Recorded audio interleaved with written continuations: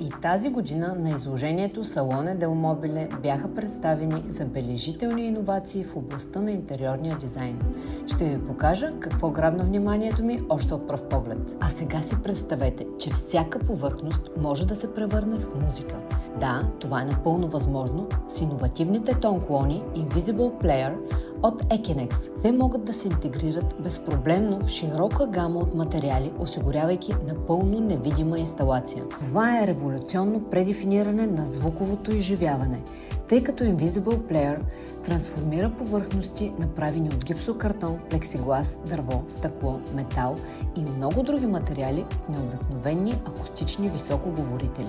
Благодарение на усъвършенстваната технология, той създава равнинна и потапяща акустична вълна и гарантира постоянен обем и ясен звук, независимо дали сте близо до източника или в противоположния край на стаята.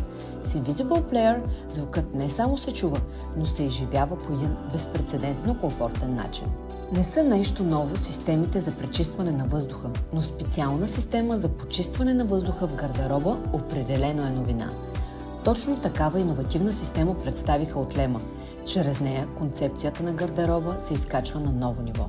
Основната роля на системата е съсредоточена в дезинфекцирането на дрехи, обувки и всеки друг предмет, намиращ се в гардероба.